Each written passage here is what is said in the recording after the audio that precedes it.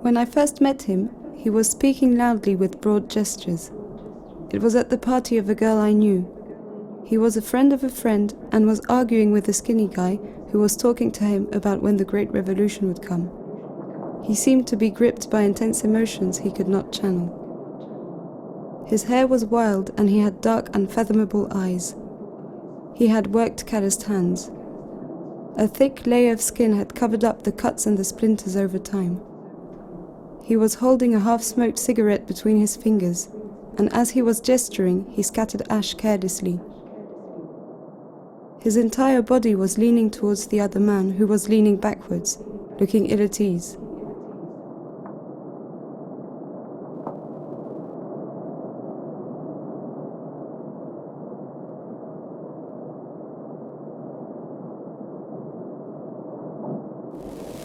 I bumped into him a few days later. He was alone in a park playing the trumpet. You could feel all his energy through his instrument. I remember feeling trapped instantly. The music unraveled and the notes swarmed, spawning one another and slowly invading the space around.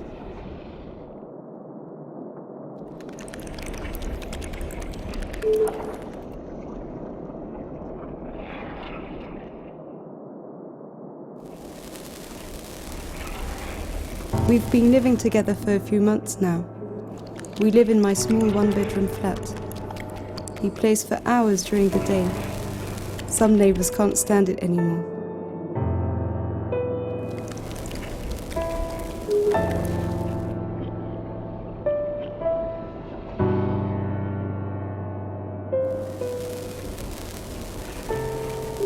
He hasn't been sleeping or eating well for a week now.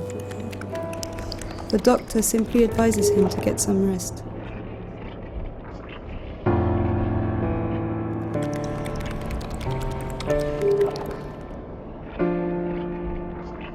He feels unwell, throws up and is turning yellow. We spend the night at A&E.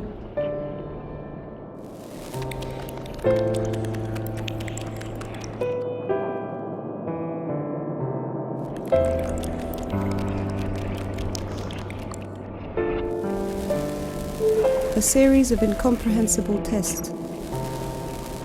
Interminable wait for results. Doctors don't seem sure.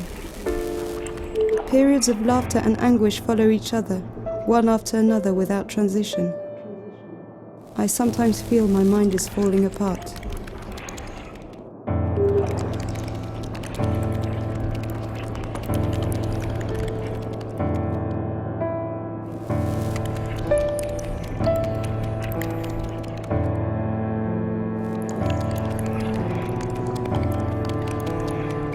Cancer of the colon. Neither of us reacts. We splash out at a very expensive restaurant, but neither of us is hungry. Everything is upside down. We go back home to a sleepless, silent and sad night.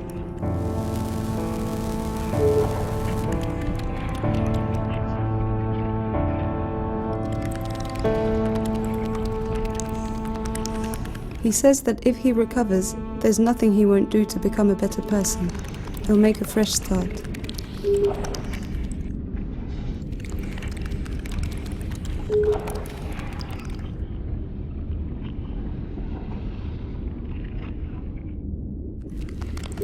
First appointment at the hospital. The smell of the corridors, the nurses' trolleys and the treatment room go to my head. Having decided on the future treatment, the doctor announces he probably won't be able to play the trumpet for a while.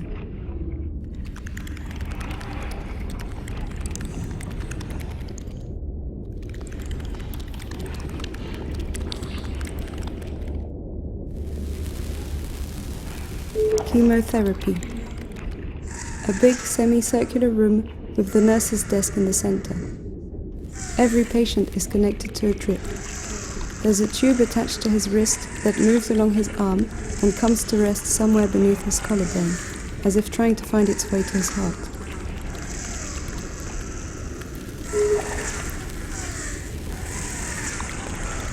He is injected with 3 substances.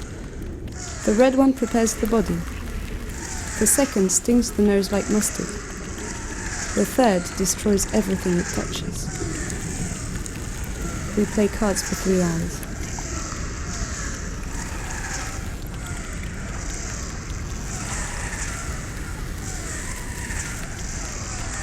He hardly touches his food. He tells me everything he swallows is bitter and tastes of metal.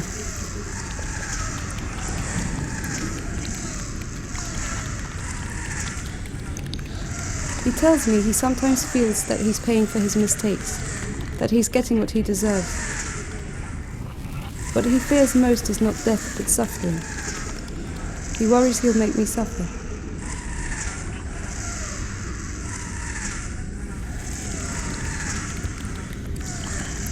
Electrolyte, iron, zofran, compazine, dexamethasone, poison, stomach pump, poison, tree bark.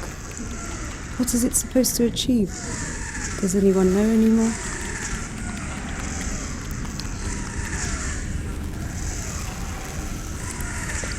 He's gone bald and lost his eyebrows. His cheeks are hollow. I stop myself from crying.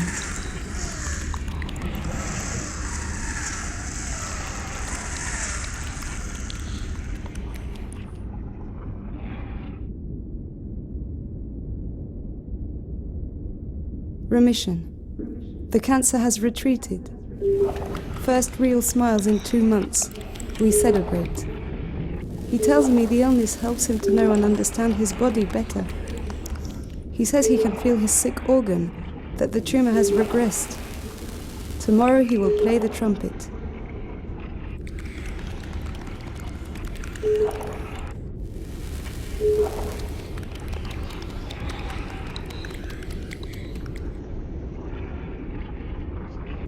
He tells everyone he meets about his illness. He seems to cling to it. It destroys him, but at the same time he can invent a new life.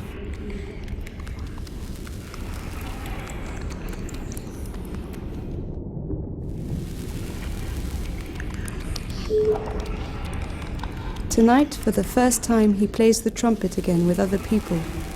He's happy. He coughs a lot and spits up blood. We decide it's nothing to worry about.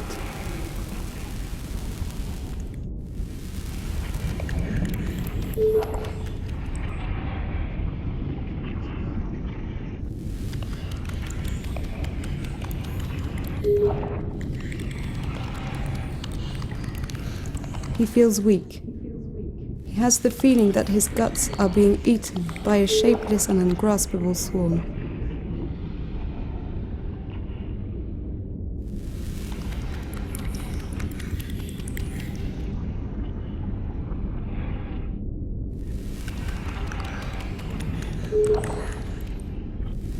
Six months have gone by. Another appointment at the doctor's. Relapse. Several organs are affected. Metastasis.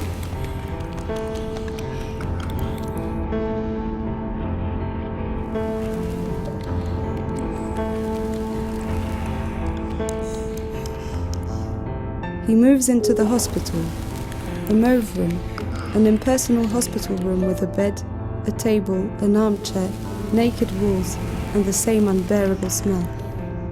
A TV perched high in a corner of the room.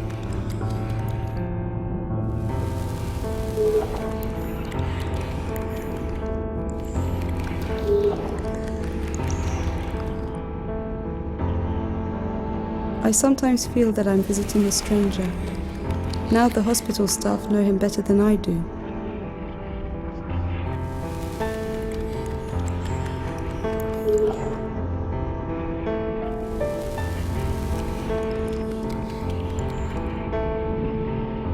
Each day that goes by changes him bit by bit into a survivor.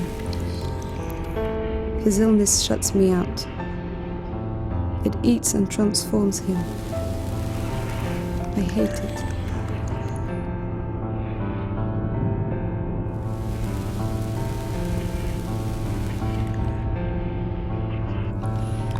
I didn't go and visit him today. I lied to him.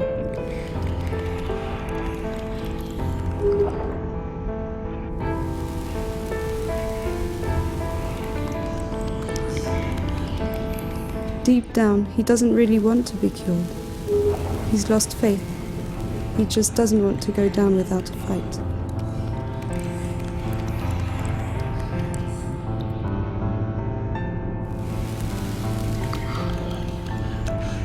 I love him, but I feel trapped by his illness.